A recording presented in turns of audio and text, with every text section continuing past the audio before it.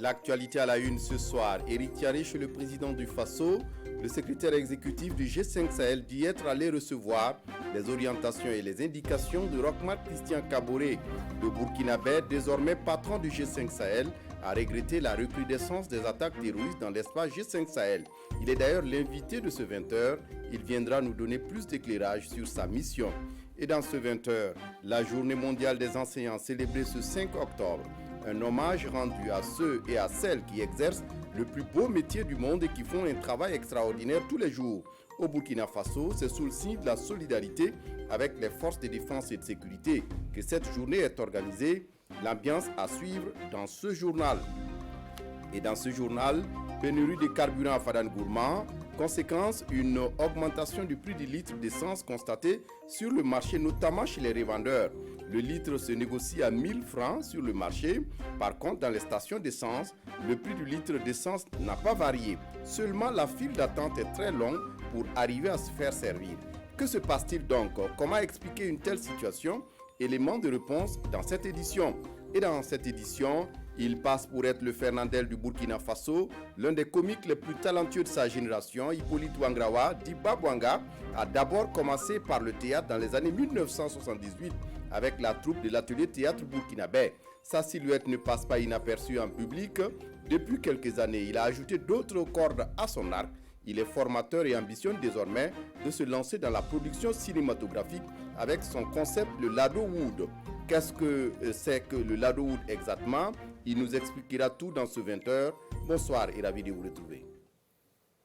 Mais d'abord, au carnet d'audience du président du Faso, Rochmark Christian Kaboré, a reçu ce 5 octobre deux personnalités. D'abord, ce matin, le haut représentant de la coalition pour le Sahel et ensuite le secrétaire exécutif du G5 Sahel. Il a été question avec ces deux personnalités de lutte contre le terrorisme au Sahel, mais aussi de développement dans la sous-région. Jean-Eudes Bayala Moumouni Soubega pour le point. Le haut représentant de la coalition pour le Sahel vient échanger avec le président du Faso au sujet de la feuille de route de N'Djamena, une feuille de route qui allie à la fois lutte contre le terrorisme et développement des États du Sahel. Cette feuille de route comprend donc 4 piliers. Le pilier 1, c'est la lutte contre le terrorisme. Pilier 2, c'est la montée en puissance de nos forces armées nationales. Donc chaque pays monte en puissance de son armée. Le pilier 3, c'est le retour de l'État, c'est la fourniture de services et de biens dans les espaces libérés par nos forces conjointes. Et le pilier 4, c'est le développement à long terme. Et en fin de compte, nous avons échangé avec son Excellence, avec les partenaires techniques et financiers qui ont démontré à suffisance leur disponibilité à accompagner le Burkina. Lui aussi est préoccupé par la sécurité et le développement du Sahel. Éric Thiaré, le nouveau secrétaire exécutif du G5 Sahel, en tournée auprès des chefs d'État de l'institution, vient recueillir les orientations du président du Faso pour mener à bien ses missions. J'ai effectivement présenté toutes les condoléances donc, du secrétaire exécutif G5 Sahel au président du Faso suite au drame que nos troupes ont connu hier. Et actuellement, donc, le commandant de la force conjointe qui est basé à Bamako est en train de travailler. Il y a des opérations, c'est vrai, coup par coup, mais il y a un plan d'opération qui est prévu. Selon le secrétaire exécutif du G5 Sahel, les troupes seront bientôt réorganisées pour plus d'efficacité sur le terrain. Éric Thiaré annonce également pour bientôt la tenue d'un conseil des ministres de la Défense et de la Sécurité pour examiner la situation sécuritaire au Sahel et les actions à mener. Le secrétaire exécutif du G5 Sahel était donc ce 5 octobre à Kosiam. Il a été nommé en juin dernier et après avoir occupé le poste de représentant permanent du Burkina Faso auprès des Nations Unies à New York. C'est un diplomate rompu aux questions internationales. Face à lui, de nombreux défis. Son portrait avec Draman Guéné. Je vous renvoie à l'exercice de vos fonctions. 3 août 2021, Éric Thiaré remplace Maman Sambo Sidiko à la tête du G5 Sahel. La passation de charge s'est faite au siège de l'organisation à Nouakchott en Mauritanie. Le Burkina vient alors de prendre pour la première fois le secrétariat exécutif du G5 Sahel au moment où les politiques de développement et la force conjointe du G5 sont fortement attendues pour repousser la menace terroriste. Pas donc de temps à perdre, la nouvelle équipe se met au travail. Ce matin, on a déjà eu une petite séance de travail, mais j'avoue que, comme je le disais, New York c'est bien, nous parlons beaucoup là-bas, mais ici effectivement c'est sur le terrain qu'on doit nous voir. Les défis sont énormes: développement, sécurité, réduction des inégalités, retour de l'État dans les zones fragiles et mobilisation des partenaires pour le financement des programmes dans les 5 pays du groupe. Le nouveau secrétaire exécutif le sait bien, celui-là même qui était jusque-là ambassadeur représentant permanent du G5 Sahel auprès des Nations Unies. Je mesure toute l'ampleur des défis au regard de la persistance de l'insécurité, de la nécessité d'engager des actions concrètes et urgentes et de développement, notamment dans les zones frontalières, et tout ceci dans un contexte marqué par la pandémie de la Covid-19 qui continue de sévir. Je réaffirme mon engagement et ma détermination à mener à bien avec vous les missions qui sont désormais les miennes. Le Burkina prend les rênes du G5 Sahel après 2 mandats assurés par le Niger. Mais les textes ont évolué. Éric Thiaré n'aura qu'un mandat unique de 3 ans avec ses gros défis. Son Excellence Éric Thiaré est avec nous sur ce plateau. Bonsoir et merci de venir répondre à nos questions. Merci, M. Kindo. Oui, vous l'avez dit, c'est sur le terrain qu'on doit vous voir. Est-ce que vous pouvez nous rappeler votre mission? Merci beaucoup. Avant de répondre à votre question, je voudrais encore une fois renouveler toutes nos sincères condoléances aux familles des militaires et civils assassinés par les groupes terroristes, notamment celles qui ont eu lieu hier à Yirgou.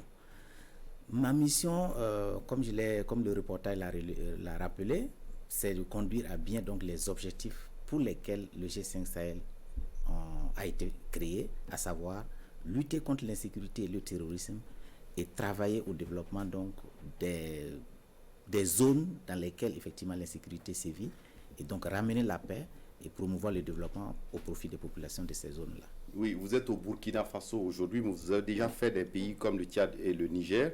Vous avez pu échanger avec des acteurs. Comment c'est passé? Ouais, au Tchad, d'abord, qui assure la présidence donc, du G5 Sahel, la présidente tournante, donc j'ai été reçu par les plus hautes autorités de ce pays, avec lesquelles je me suis entretenu, parce que après mon installation, j'ai reçu une lettre de mission qui est tirée donc la feuille de route tchadienne, puisque chaque pays, en assurant la présidence, a une feuille de route. Et donc, la lettre de mission est tirée de cette feuille de route-là. Et donc, pour bien exécuter ma mission, donc je suis allé me référer donc au président en exercice pour mieux comprendre effectivement les objectifs qu'il me fixe. Et en échangeant avec lui et avec les autorités tchadiennes, j'ai pu comprendre effectivement comment est-ce qu'il faut que nous puissions travailler. Et j'ai bénéficié en tout cas de leurs conseils et de leur engagement à m'appuyer durant ma mission. Au Niger, c'était la même chose. J'ai été reçu par le président Bazoum et le Premier ministre et tous les ministres impliqués dans la gestion du dossier G5 Sahel.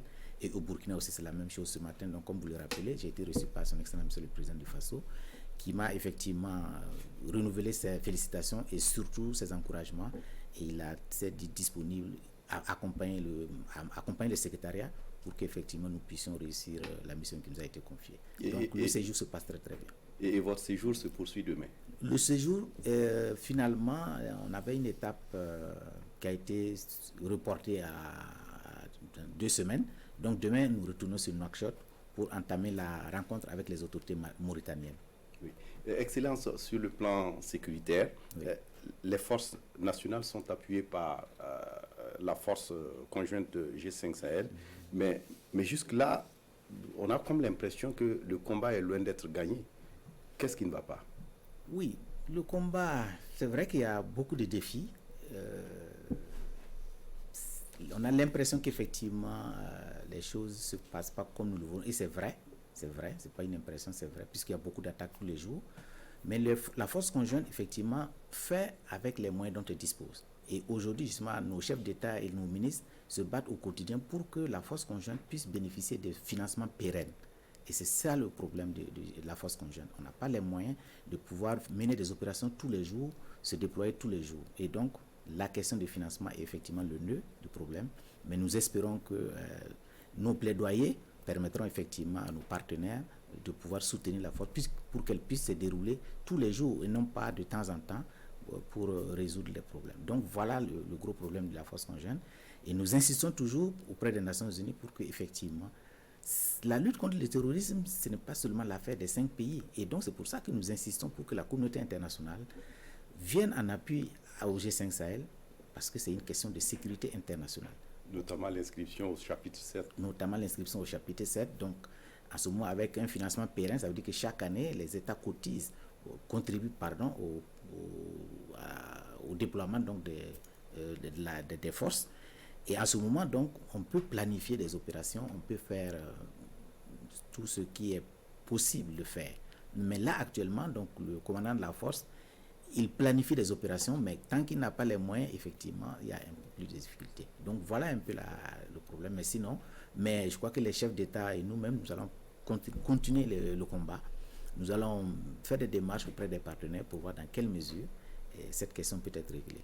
Justement, la mobilisation des ressources financières, vous l'avez dit, ça reste un enjeu capital pour l'atteinte des objectifs du G5 Sahel. Et donc, ça sera certainement un de vos chantiers. C'est justement un de mes chantiers, parce qu'effectivement, après la conférence de Nouakchott en 2018, où des partenaires ont promis beaucoup de financement, aujourd'hui, nous sommes à moins de environ 25% d'annonces qui ont été satisfaites. Donc, nous avons, dans notre mandat, de relancer ces dossiers-là, essayer d'aller vers les partenaires pour voir dans quelle mesure, effectivement, ils peuvent mettre à exécution leurs promesses, parce que nous comptons sur ces promesses-là, justement, pour pouvoir mener à bien les opérations. D'autre part, sur les questions de développement, il y a effectivement, parce qu'on sait qu'il faut lutter contre le terrorisme sur le plan sécuritaire, mais les questions de développement aussi, elles sont liées. Et donc, nous travaillons au quotidien pour avoir des projets à impact rapide dans les zones les plus touchées, mais aussi, il y a des projets structurants, mais ça, ce sont des grands projets qui nécessitent donc beaucoup plus de temps. Mais dans l'immédiat, nous travaillons beaucoup plus à avoir des projets rapides. Et dans les jours à venir, vous allez voir que par l'action du G5 Sahel avec la BAD, et des ambulances, des kits sanitaires et des aliments vont être distribués aux populations donc dans les plus touchées dans les zones d'insécurité. Donc il y a beaucoup d'actions comme ça qui sont menées. On a mené aussi au niveau de Dori, on a réaménagé le CHR, ainsi de suite. Ce sont des projets qui touchent directement les populations et c'est ce qui est encouragé. Et donc à ce niveau, nous mettons l'accent aussi sur cette. L'autre chantier, c'est que compte tenu du fait que nous avons évolué avec le nouveau contexte, les chefs d'État nous ont demandé de relire la stratégie parce que le G5 Sahel a une stratégie pour le développement et la sécurité. Donc nous avons en relecture cette stratégie pour l'adapter aux nouvelles réalités et en principe d'ici fin février, disons à la prochaine conférence au sommet des chefs d'État prévu en février, nous devrons pouvoir soumettre donc aux chefs d'État la nouvelle stratégie du G5 Sahel, stratégie pour le développement et la sécurité avec des programmes déclinés en action. Comme vous savez, on a 4 piliers, l'axe gouvernance, l'axe de paix et sécurité, l'axe infrastructure et la résilience et le développement humain. Donc, nous allons travailler à ce que dans cette stratégie-là, nous puissions mettre les moyens pour qu'il y ait une synergie de tous ces acteurs et de tous ces départements et pour qu'ensemble, effectivement, nous sentons que le G5 Sahel, tel qu'il est aujourd'hui, il est en train de monter en puissance, même si nous avons des difficultés, mais nous avons bon espoir que tout se passera très bien. Merci à vous, Excellence Éric Thiaré. Je rappelle que vous êtes le secrétaire exécutif du G5 Sahel et vous étiez là pour nous parler de votre mission, mais également de ce qui doit être déployé sur le terrain comme action. Merci d'être venu répondre à nos questions. C'est moi qui vous remercie, M. Kindo. Et nous comptons sur la presse justement pour pouvoir relayer souvent les bonnes informations, parce qu'il y en a de bonnes informations au niveau des actions du G5 Sahel. Merci encore.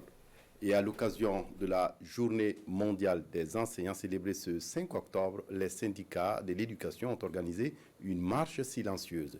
C'est en solidarité avec les forces de défense et de sécurité suite à l'attaque contre le détachement militaire de Yirgou qui a fait 14 morts le lundi 4 octobre au petit matin que cette marche est organisée. C'est sous le thème même des enseignants au cœur de la relance de l'éducation que la journée est soulignée cette année au Burkina Faso. Vincent Tiendrebego. Aujourd'hui, 5 octobre 2021, les enseignants du monde sont à l'honneur. Ici au Burkina, ces enseignants réunis au sein de leur syndicat célèbrent leur journée internationale à travers une marche silencieuse. Partis de la bourse du travail, ils arpentent quelques artères de la capitale, passent par le rond-point des Nations Unies pour allier le bâtiment abritant les 2 ministères en charge des enseignements. Et c'est là que les enseignants livrent leur message à l'autorité. La mise en œuvre diligente et conséquente des engagements pris à travers le protocole signé avec les organisations syndicales des travailleurs de l'éducation et de la recherche et la réouverture de l'ensemble des établissements fermés, la prise de mesures pour assurer la sécurité dans l'ensemble des localités du pays afin donc de permettre le fonctionnement de toutes les écoles. Axé sur 4 points essentiels, le message est réceptionné par le ministre de l'Enseignement supérieur, professeur Alkassoum Maïga. Mon collègue en charge de l'éducation nationale n'est pas là. Je suis son intérimaire. Vous avez son SG à côté de moi. Mon DIRCAB est là. Donc on est venu vous rencontrer pour prendre votre message. Et je voudrais saluer la décision que vous avez prise de faire une marche silencieuse. Ce qui est le signe que, évidemment, il peut y avoir des divergences. Ce n'est pas des contradictions fondamentales, mais lorsque l'intérêt de la nation est en jeu, je sais que nous sommes tous capables d'avoir le sens de la responsabilité et de nous comporter de la façon dont il sied de se comporter. 15 syndicats du secteur de l'éducation participent à la marche, selon les organisateurs. Une marche qui devait se terminer par un meeting, mais situation nationale oblige. Les enseignants ont préféré une marche silencieuse en hommage aux forces de défense et de sécurité tombées sur les théâtres d'opération. Le port autonome de Lomé a mission promotionnelle à Ouagadougou. Les responsables du port étaient ce 5 octobre face aux opérateurs économiques du Burkina Faso pour leur exposer les opportunités et avantages qu'offre le port. Ils n'ont pas manqué d'échanger sur les difficultés rencontrées par les usagers du port. Vincent Tiendrebego. Opération de charme du port autonome de Lomé à Ouagadougou. Une mission de la communauté portuaire rencontre les opérateurs économiques usagers de ce port. Occasion tout trouvée pour les opérateurs burkinabés de poser quelques préoccupations à leurs partenaires. Les grandes difficultés que nous avons sur ce corridor, ça représente la cherté de certaines opérations, les difficultés de traversée du corridor d'une manière générale, et également la lenteur au niveau des opérations portuaires. Les autorités du port, elles, jouent la carte de l'assurance. Assurance d'un certain nombre de mesures prises à leur niveau ou encore en cours pour améliorer leurs prestations pour une meilleure satisfaction de la clientèle. Le Togo considère le port de Lomé comme le port du Burkina Faso. La preuve, c'est le Burkina Faso qui est le premier utilisateur de ce port. L'État togolais a, disons, aménagé, c'est tout près, aménagé à 20 km du port, un port sec. Il y a également sur la table du gouvernement 2 grands projets phares. Le premier, c'est la construction d'un chemin de fer de Lomé à la frontière nord du Burkina Faso avec l'aménagement d'un port sec, c'est-à-dire que nous rapprochons le port de nos partenaires. Également, il est prévu le dédoublement de la nationale numéro 1 en 2 fois 2 voies. Les préoccupations ont été déjà relevées.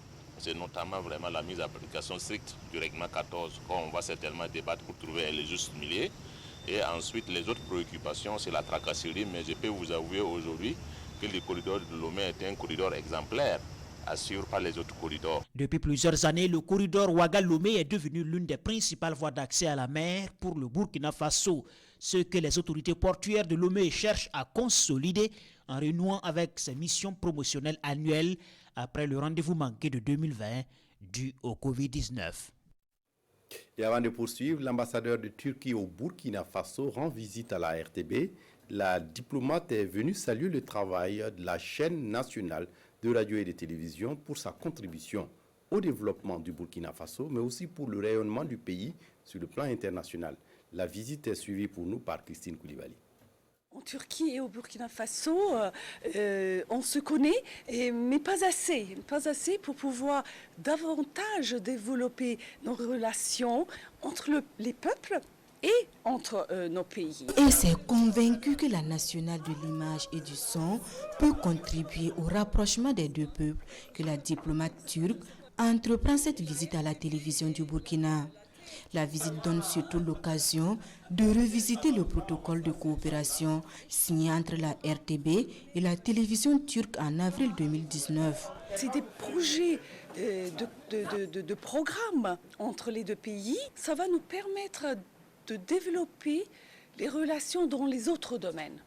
Pas seulement dans la communication, parce que du moment qu'on connaît les pays des uns et des autres, ça va nous permettre et d'augmenter le commerce et d'augmenter les investissements, d'avoir le transfert de technologie. Séance tenante, à l'issue des échanges, les jalons de la relance de cette coopération sont posés. Des points focaux ont été mis en place immédiatement.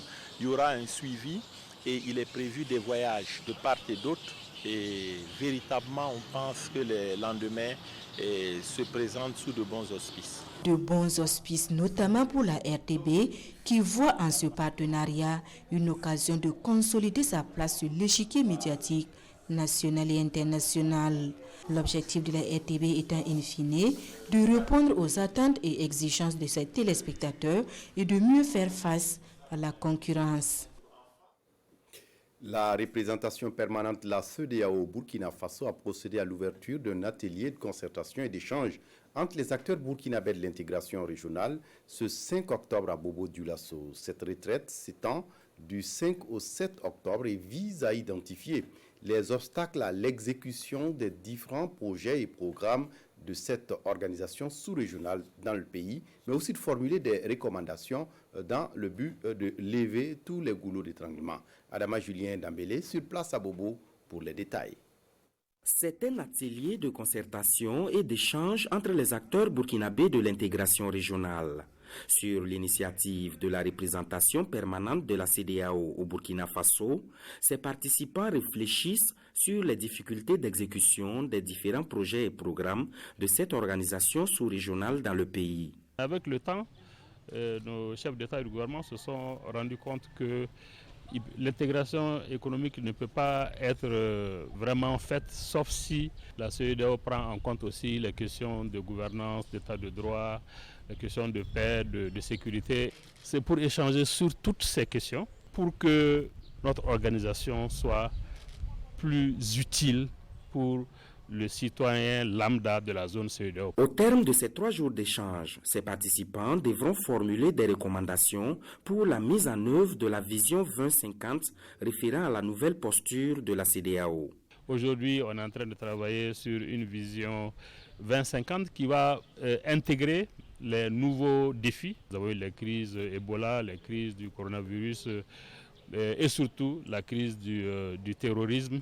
C'est de faire des recommandations sur comment arriver à mieux atteindre l'objectif que les chefs d'État ont fixé à la CEDEAO. Ce présent atelier vise surtout à orienter les programmes d'intégration de la CEDEAO au Burkina Faso en adéquation avec la volonté des populations. Faran Gourmand, dans l'est du Burkina, confronté à une rupture de carburant. Conséquence, une augmentation du prix du litre d'essence constatée sur le marché, notamment chez les revendeurs. À titre d'exemple, le litre se négocie à 1000 francs chez ces revendeurs. Dans les stations d'essence, par contre, le prix du litre d'essence n'a pas varié. Seulement, la file d'attente est très longue pour arriver à se faire servir. Certains font le lien avec la lutte contre la contrebande d'hydrocarbures en cours au Burkina. Mathias Nitiema, Ibrahim Sanou, explication. Après une longue file d'attente dans cette station, Madame Ouedraogo espère enfin avoir du carburant. On demande du carburant à l'est. On demande le carburant. Parce que la nuit, c'est pas facile. J'étais venu matin, je n'ai pas eu. Je suis obligé de revenir à midi pour voir. Comme elle, beaucoup d'usagers subissent cette rupture soudaine de carburant dans la ville de Fadangourmand. Depuis quelques jours, on assiste dans la ville de Fada, un peu dans la région, une rupture de carburant. Chez ces vendeurs d'essence en bouteille, communément appelée essence par terre, on constate une hausse des prix. Avant là, c'était 600, ça venait maintenant 800. Sur nous, on part pour payer l'essence. Ils disent que l'essence coûte 800, 900, 1000 francs. Bon, on ne sait pas là où mettre la tête avec cette situation-là en tout cas. Certaines stations d'essence sont du coup dépassées par la forte demande. C'est depuis le matin, vers les 9h comme ça, qu'on entend une rupture de super. Mais d'ici demain matin, j'espère qu'on aura du carburant. Chacun a sa compréhension concernant cette situation de rupture de carburant à Fada. Ils ont eu à démanteler un réseau, ce qui fait que l'essence par terre, l'essence dans les bouteilles, ça c'est bon, on ne peut plus en avoir dans les bouteilles. On pourrait dire que peut-être c'est dû au blocage du circuit frauduleux, peut-être. On peut dire que c'est ça, sinon on ne sait pas trop. On attend peut-être les autorités pour nous en dire encore plus. En effet, dans la nuit du 15 septembre, un camion a pris feu avec près de 200 fûts de carburant à Fadangourmang. 2 jours après, un communiqué du procureur du Faso annonce l'arrestation de 72 personnes pour trafic de carburant. L'ASCLC lance également un avis de recherche criminelle contre 9 fugitifs pour contrebande d'hydrocarbures. Tout porte à croire que cette situation serait à la base de la rupture de carburant à Fadangourmang. Pour encourager la faible émission de gaz à effet de serre à long terme, une stratégie est en élaboration au Burkina Faso. Le lancement des travaux de réflexion est intervenu ce 5 octobre. Les travaux devraient aboutir à des résultats tangibles à même de réduire conséquemment les gaz à effet de serre pour un développement durable. Explication d'Amandadia. Sécheresse et inondations s'enchaînent, mais le Burkina prend la mesure de la situation. Il est même qualifié de bon élève en matière de résilience. Mais le pays continue de renforcer son dispositif d'adaptation au changement climatique.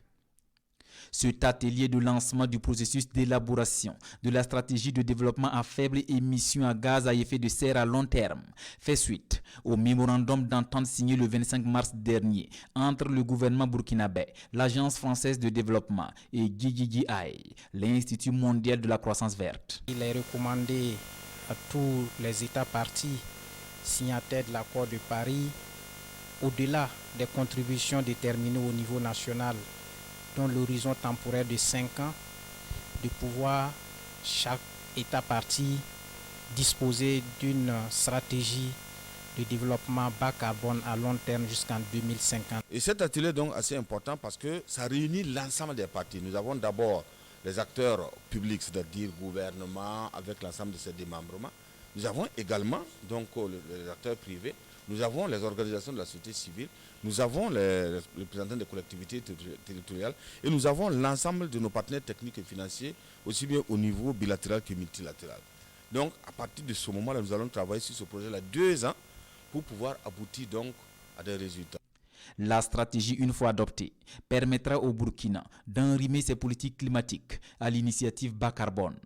Un pas de franchi pour les financements. Nous accompagnons nos partenaires, et en l'occurrence, dans le cas présent, le Burkina Faso, à travers cet atelier, par la mise en place d'une facilité qui s'appelle une facilité 2050, qui est un financement en subvention de 30 millions d'euros que nous mettons à disposition d'un certain nombre de pays, d'une trentaine, dont le Burkina Faso, et on s'en félicite.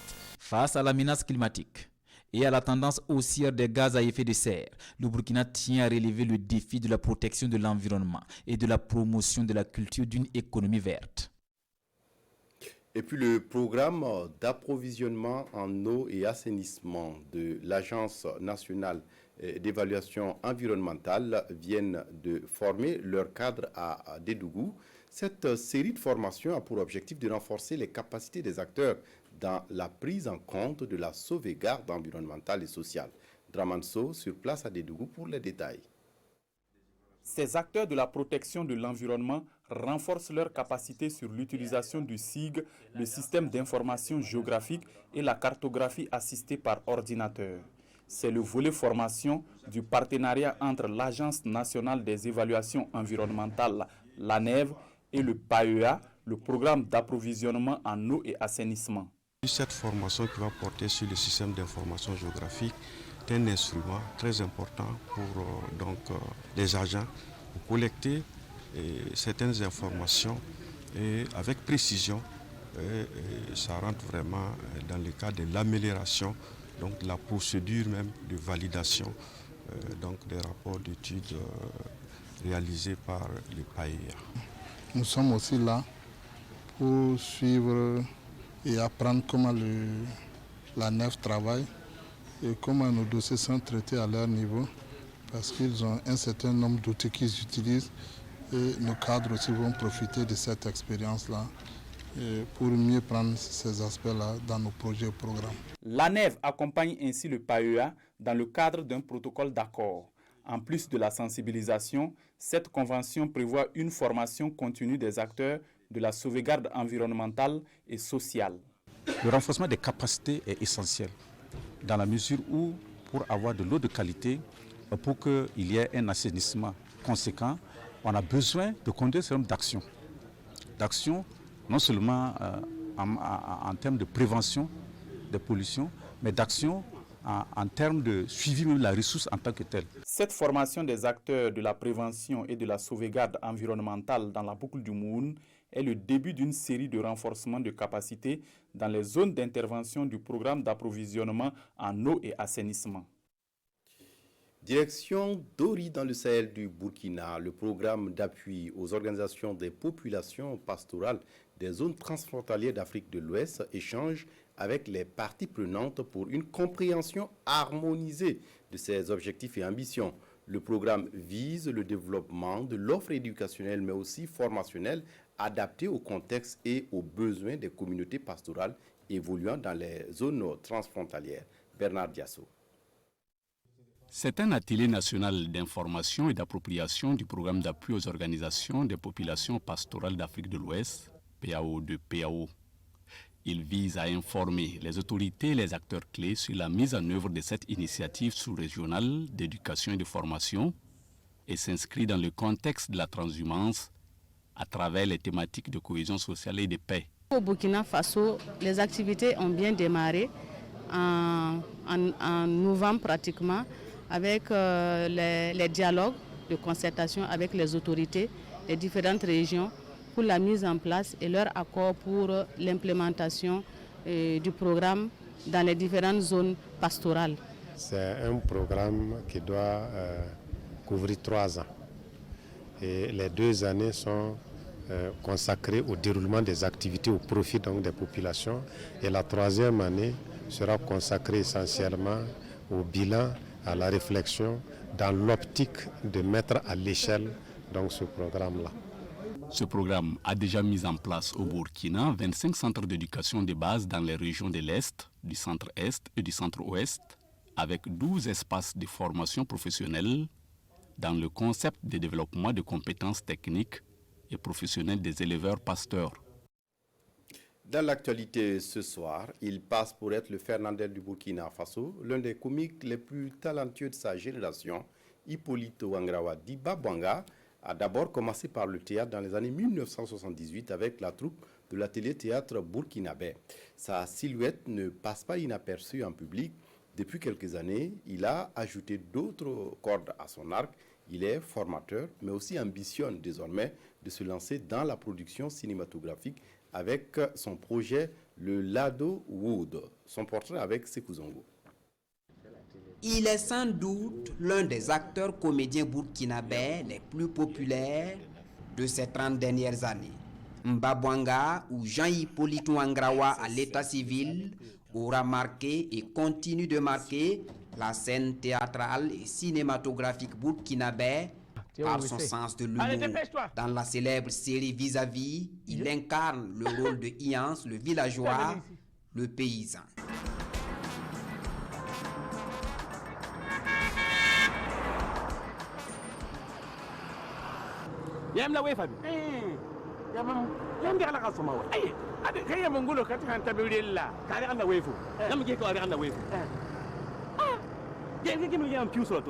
Jean-Pierre dans plusieurs autorôles pendant une vingtaine d'années. Il y a eu Jean-Pierre Wayu Karaba.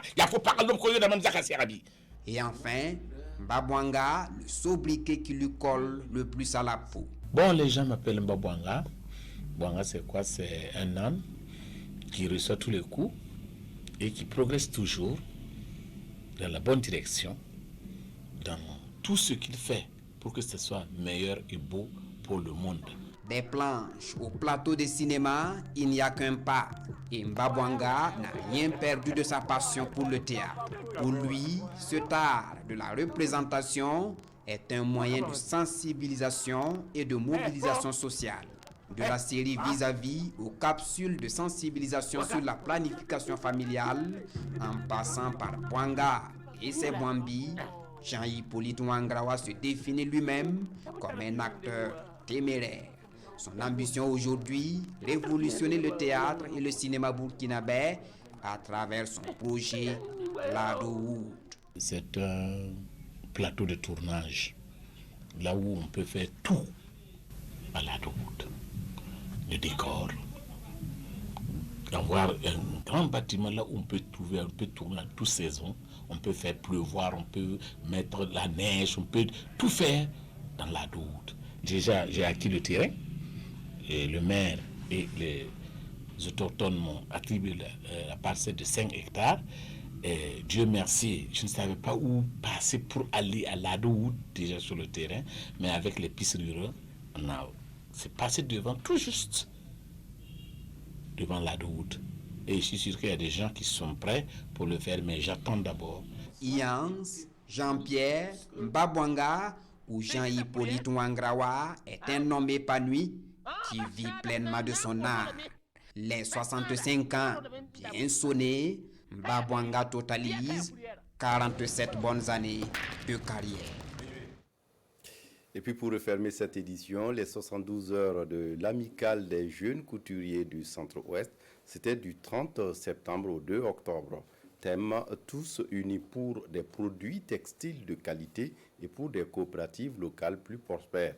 Au programme, c'était une rue marchande, mais aussi des rencontres B2B. Amadou Marcelto. Au nombre de 500, ils sont tous passionnés des métiers de la couture. Réunis en association, en coopérative et mieux en amicale, ces jeunes couturiers de la région du Centre-Ouest fédèrent leur savoir-faire et esprit créatif pour mieux modeler le faso d'Anfani. Ce qui est priorisé ici, c'est le faso d'Anfani. Et ça veut dire que nous, on veut que le faso d'Anfani soit de qualité et que ça soit vraiment portable et que ce sera un produit que les Burkinabés vont beaucoup aimer. Partage d'expériences, cadre de rencontre des acteurs de la mode et du textile. Ces 72 heures de l'AGICO répondent surtout à la volonté du gouvernement de transformer le coton burkinabé à grande échelle. Il est important que ce message, cette volonté, cette politique du chef de l'État soit soutenue à la base par les acteurs. Et vraiment, ils font du bon boulot ici à Koudougou. Et nous sommes venus pour leur dire qu'il faut qu'ils aient des ambitions au niveau national, mais au niveau sous-régional.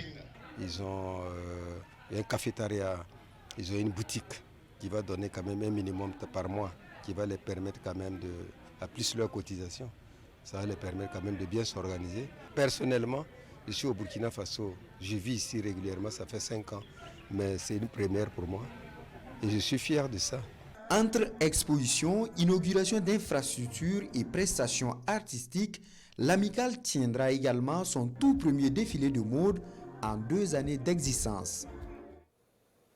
On s'arrête là pour ce journal. Merci de votre attention. Très bonne suite de programmes sur la RTB. Au revoir.